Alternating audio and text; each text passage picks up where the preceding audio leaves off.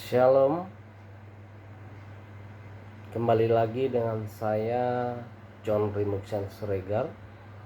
Pada kesempatan ini kita akan membahas tentang kajian dan analisis hermeneutik biblika berkaitan dengan teks Kolose 1 ayat 15. Frasa yang diambil adalah yang sulung di antara ciptaan. Kajian dan analisis hermeneutik biblika ini merupakan bagian dari tugas mata kuliah teologi biblika di program studi doktoral teologi di STT Global Glow Indonesia, di mana mata kuliah ini diampu oleh hambanya Dr. Diki Kansil. Nah, pada kesempatan ini saya akan menjelaskan berkaitan dengan Kolose 1 ayat 15 ini. Yang pertama, pendahuluan. Kitab Kolose ini ditulis oleh Rasul Paulus pada tahun 62 Masehi, di mana kitab ini ditujukan kepada jemaat yang ada di Kolose yang terletak di dekat Laodikia, ya, yaitu kira-kira 160 km di sebelah timur kota Efesus. Jemaat di Kolose ini merupakan jemaat perintisan yang dilakukan oleh Paulus, ya, ketika pelayanan Paulus selama 3 tahun di daerah Efesus. Kisah Para Rasul 20 ayat 31.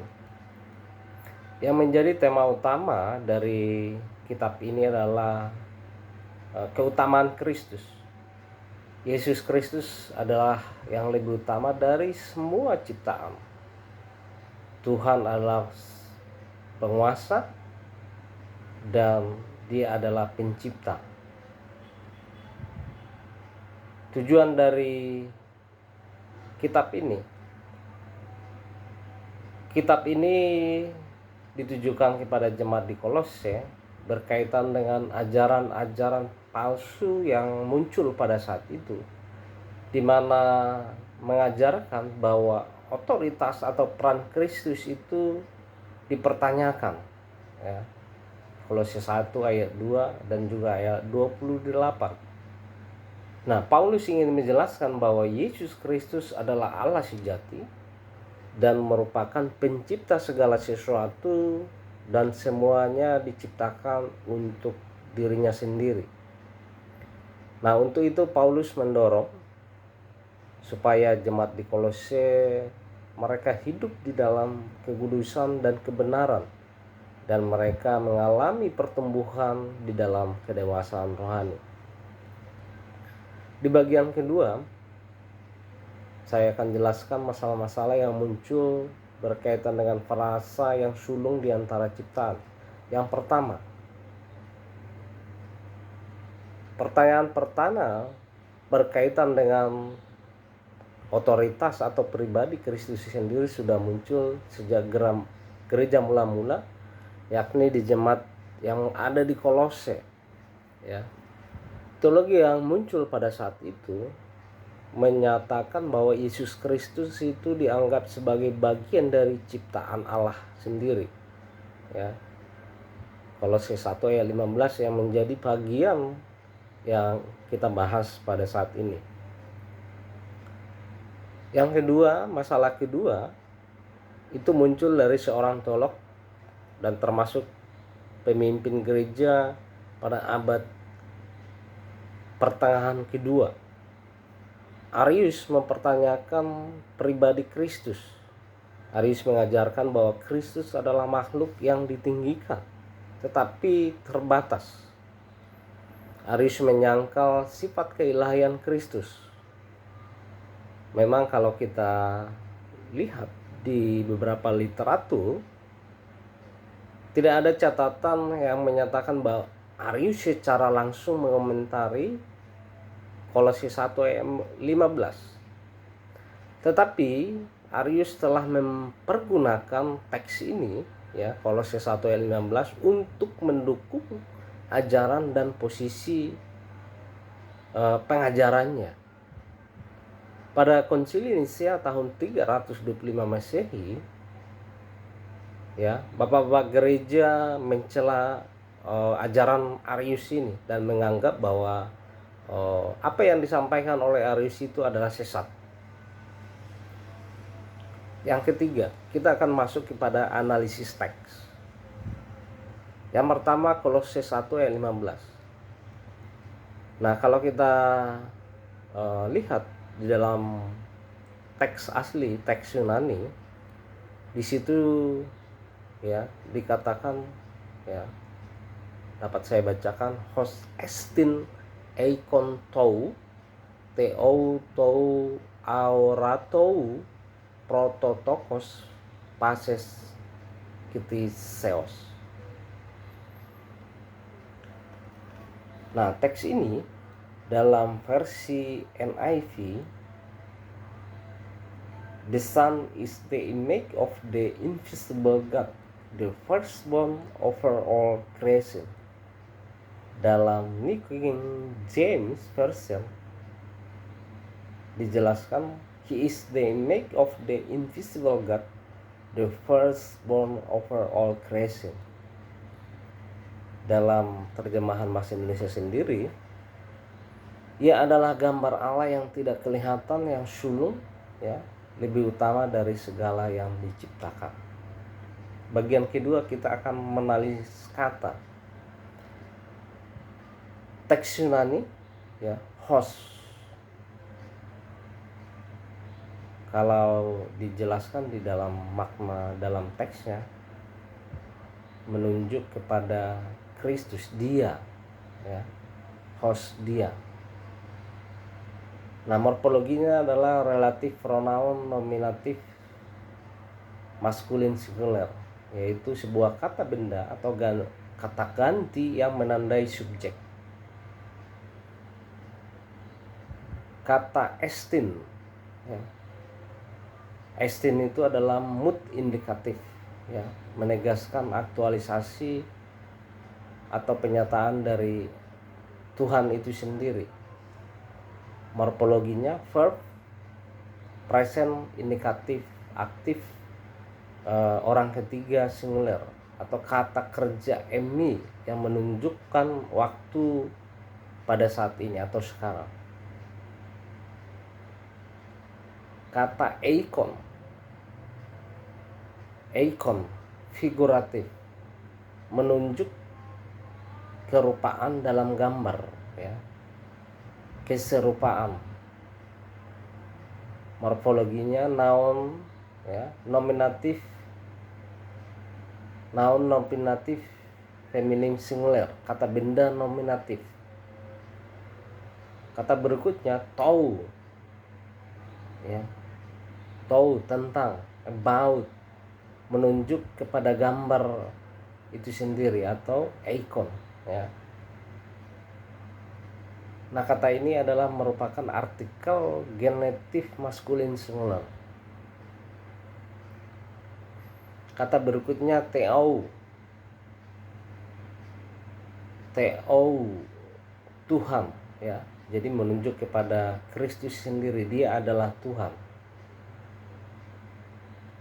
Noun genetif maskulin singular, kata benda genetif. Kata berikutnya tou, ya, artikel genetif maskulin singular. Auratou, tidak terlihat, ya, kata sifat genetif, adjektif genetif, ya, menunjuk sifat keilahian. Kata prototokos, lahir, ya, yang pertama. Nah, ini juga merupakan kata sifat nominatif, ya, adjektif noun maskulin singular. Kata berikutnya, ya, siseos, ya, siseos, penciptaan. Nah, kata ini merupakan kata benda genetif, noun genetif feminim singular. Nah, di bagian ketiga saya akan menjelaskan tentang NASB leksikon. Nah, terjemahan yang dipakai di NASB itu he is the image, ya, dalam bahasa Yunani eikon, ya. N image strongnya 1504, ya. N image statu, figuration, representation, ya. Dalam bahasa Indonesia jelaskan sebuah gambaran figuratif, ya. Nah, leksikon originnya adalah from eiko. Jadi kata ikon itu, ya, dalam bahasa Yunani diambil dari kata dasar eiko. Kata yang kedua, of the invisible, auratou, ya. Dalam bahasa Yunaninya auratou, ya. Strong 517, invisible, tak terlihat, ya.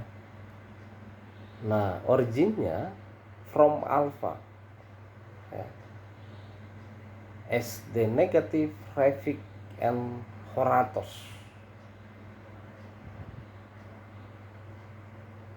Kata yang ketiga, God, T-O-U, ya, strongnya 2316, God, God, Tuhan, ya. Origin of uncertain origin, atau asal usul tidak diketahui.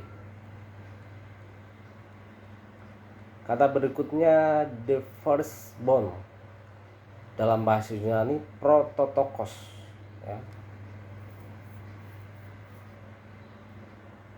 Nah, kalau kita lihat strongnya itu 4416A, firstborn, anak sulung, ya. Origin from protos and tokos, childbirth, offspring, from tiko, atau melahirkan, keturunan, ya. Terjemahan dalam bahasa Indonesia melahirkan atau keturunan. Kata berikutnya of all, NASB-nya of all, Greek, phases, ya.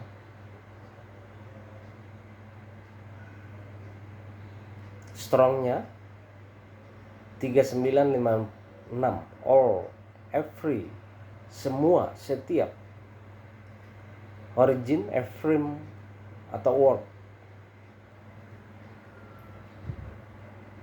Kata berikutnya creation, kitisios, ya. Strongnya strong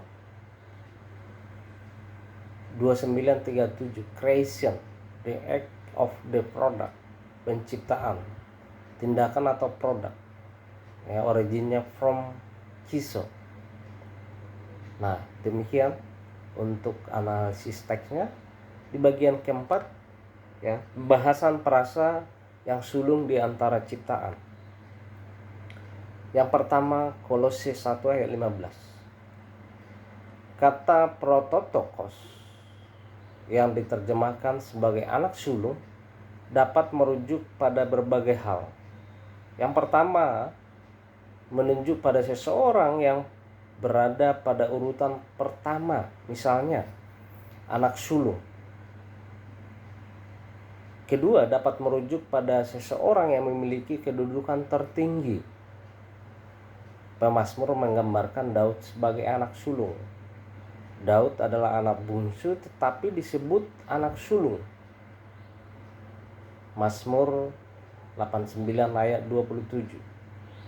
Nah, jadi frasa yang sulung di antara ciptaan pada Kolose 1 ayat 15 berkaitan dengan Yesus sebagai anak sulung mengandung makna teologis bahwa ia, ya, Kristus adalah yang utama daripada ciptaan, ya.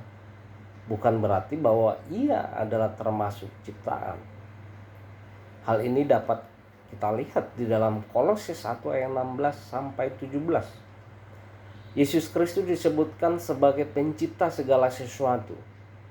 Oleh karena itu, Yesus Kristus tidak mungkin menjadi ciptaan yang pertama atau yang sulung. Yang kedua, beberapa interpretasi.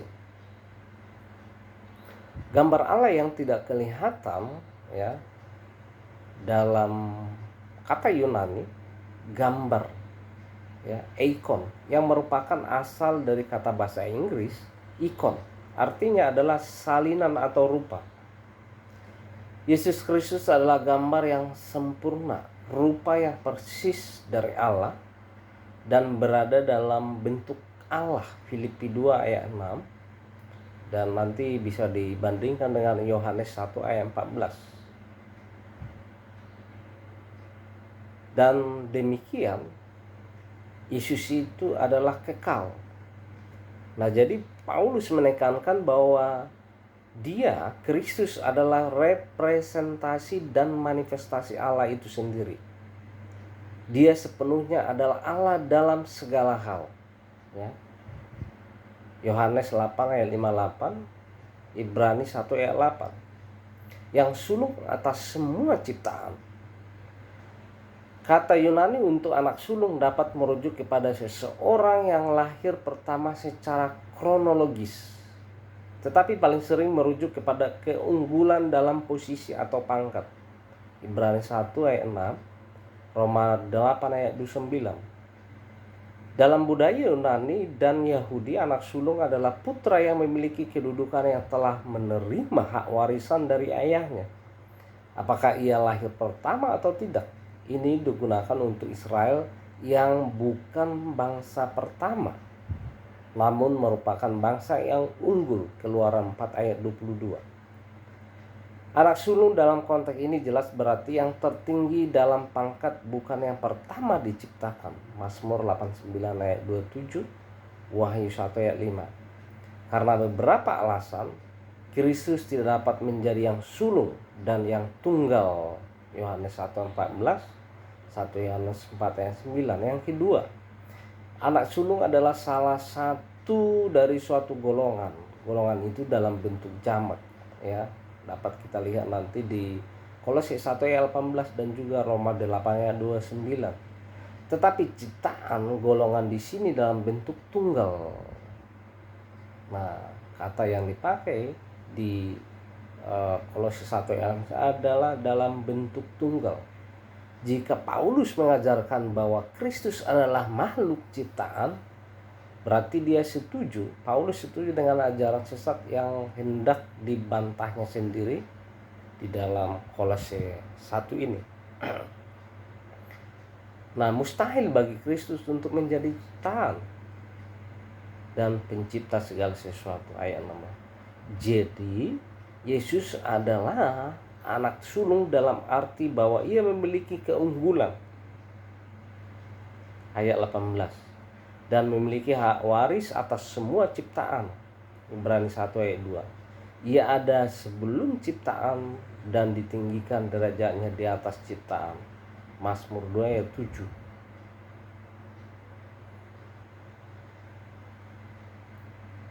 Interpretasi yang kedua menjelaskan bahwa pribadi sang penebus, hal-hal yang mulia dikatakan di sini tentang dia atau Kristus. Paulus, ya, ingin menjelaskan, dia berbicara tentang, ya, sebagai perantara. Yang pertama, sebagai Allah, Kristus berbicara tentang dia, ya. Ayat 15 sampai 17. Dia adalah gambar Allah yang tidak kelihatan. Jadi bukan seperti manusia yang diciptakan menurut gambar Allah. Kejadian 1 ayat 27. Nah, dalam kemampuan alamiahnya dan kekuasaannya atas makhluk-makhluk, dia ada gambar nyata dan pribadinya. Dia adalah gambar Allah seperti halnya anak adalah gambar papanya yang memiliki keserupaan alamiah dengan Allah Bapa. sehingga dia yang telah melihat, dia telah melihat Bapa, dan kemuliaannya adalah kemuliaan yang diberikan kepadanya sebagai anak tunggal Bapa. Yohanes 1 ayat 14. Dia adalah yang sulung dari semua makhluk. Bukan berarti dia sendiri adalah makhluk, karena kata itu adalah prototokos. Prototokos paseus kiseos, lahir atau dilahirkan sebelum seluruh ciptaan. Jadi prototokos paseus kiseos menjelaskan bahwa Kristus itu sudah ada sebelum alam semesta diciptakan, atau segala sesuatu diciptakan, atau sebelum makhluk apapun diciptakan, yang merupakan cara Alkitab untuk menggambarkan kekekalan, dan yang melaluinya kekekalan adalah digambarkan kepada kita. Aku telah ditetapkan sejak kekal, sejak permulaan, atau sejak kapan bumi ada, sebelum air laut terbentuk, sebelum gunung-gunung terbentuk, sebelum ia menjadikan bumi. Amsal 8 ayat 23 sampai 26.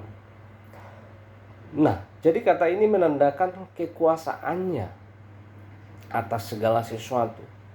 Sebagaimana anak sulung dalam sebuah keluarga adalah ahli waris dan tuan atas segala sesuatu, maka ia, Kristus, adalah ahli waris atas segala sesuatu. Ibrani 1 ayat 2. Nah, kata itu dengan hanya perubahan aksen, prototokos, secara aktif menandakan pemrakarsa atau penghasil pertama segala sesuatu, dan karenanya sangat sesuai dengan klausa berikut. Dia sama sekali bukan makhluk yang memulai, melainkan sang pencipta, karena di dalam dialah telah diciptakan segala sesuatu yang ada di surga dan di bumi, yang kelihatan dan yang tidak kelihatan. Nah, interpretasi berikutnya adalah tentang penebusan. Di dalam Kolose 1 ayat 14. Mengenal Kristus dalam karakter mulia yang digambarkan di sini sebagai yang lebih tinggi daripada malaikat tertinggi, yang kepadanya para guru palsu, ya, Kolose 2 ayat 18 mengajarkan penyembahan harus diberikan. Paulus menggambarkan dia, yaitu Kristus, dalam hubungannya dengan Tuhan dan ciptaan, Kolose 1 ayat 15 ayat 7. Kemudian, ya, Paulus menjelaskan hubungan Kristus sendiri dengan gereja, Kolose 1 ayat 16-20. Sebagaimana yang pertama menganggap dia sebagai pencipta, Kolose 1 ayat 15, dan pemelihara, Kolose 1 ayat 17, dunia alami. Demikian pula yang terakhir sebagai sumber dan penopang ciptaan moral yang baru, gambar rupa yang tepat dan perwakilan yang sempurna. Contohnya Adam diciptakan menurut gambar Allah, Kejadian 1 ayat 27. Tetapi Kristus yang disebutkan adalah Adam yang kedua, dengan sempurna mencerminkan secara kasat mata Allah yang tidak kelihatan, 1 Timotius 1 ayat 17. Yang kemuliaannya hanya sebagian diwakili oleh Adam yang pertama, gambar, ya, ikon melibatkan rupa, homoiosis. Tetapi rupa tidak hanya menyerupai, tetapi dari mana ia diambil. Nah, padanan yang tepat seperti pantulan matahari di dalam air. Anak adalah gambaran hidup dari orang tua. Jadi rupa menyeratkan kemiripan belaka, bukan padanan dan asal usul yang tepat, seperti yang diungkapkan gambar. Karena itu tidak diterapkan dimanapun kepada anak, sementara gambar ada di sini, ya.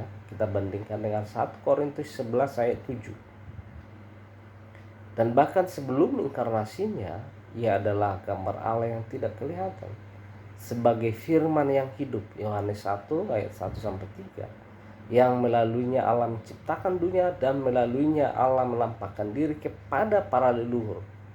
Jadi karakter hakikinya sebagai gambar Allah sebelum inkarnasi, ya, pada hari-hari kehidupan Kristus sendiri sebagai manusia, dan sekarang dalam keadaannya yang mulia menurut saya direnungkan di sini melalui kata kerja adalah anak sulung dari segala makhluk, yang sulung dilahirkan dari bapaknya sebelum segala dunia. Itu pengakuan Imam Nisya.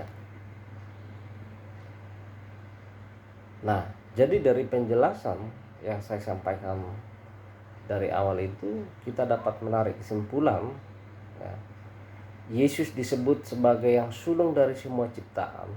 Idenya adalah bahwa Yesus Kristus memiliki keutamaan atas semua ciptaan. Yang kedua, kata yang diterjemahkan anak sulung dapat merujuk pada keunggulan dalam pangkat, keunggulan dalam kelahiran dan waktu.